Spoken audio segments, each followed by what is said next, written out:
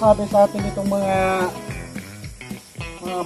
tao guys, o mga bata na may viper daw dito guys. Try natin i-relocate natin guys. Hahanapin natin guys kung dito ba yung mga viper, kasi may mga bata dito, kumukuha na sila ng mga biyabas o kahit ano mga makain nila dito. Kaya hahanapin natin guys, baka makagat ka kung hindi natin alam.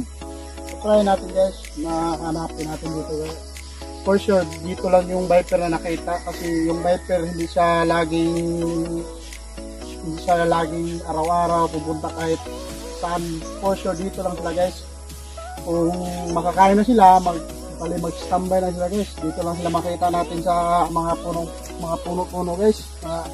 Magandang pwede nilang istambayan dito guys.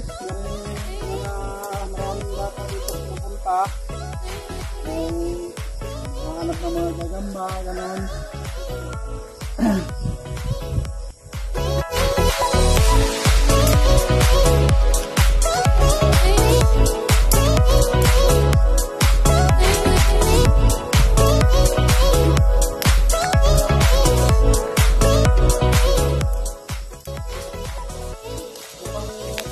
Mukhang mainit dito guys, pero try natin lipat tayo ng area, kasi wala siguro dito, mga 3 araw na yung sinabihan ako.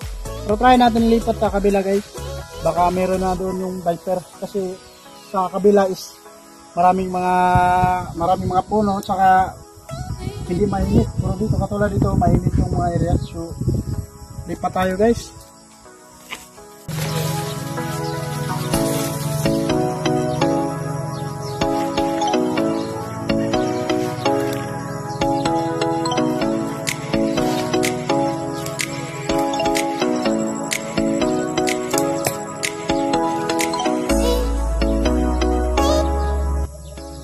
Dito guys, ganito yung viper guys.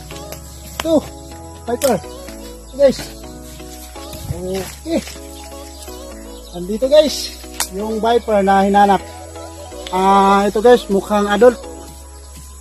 Female. Ang laki. Napakaganda guys. Ito, viper. Binumos to guys, huwag yung gayahin to yung ginagawa ko guys. Sa mga sa mga expert lang ito guys. Oh, napakaganda. Female to guys. Viper. Highly binus to guys. Huwag yung gayahin. Ito yung T. Subanallatus Viper ng Bohol. Maganda to guys. So, kung nagustuhan yung video namin guys, paki-follow at subscribe para updated kayo sa mga videos ko.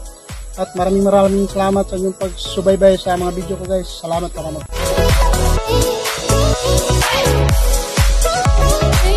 Hey!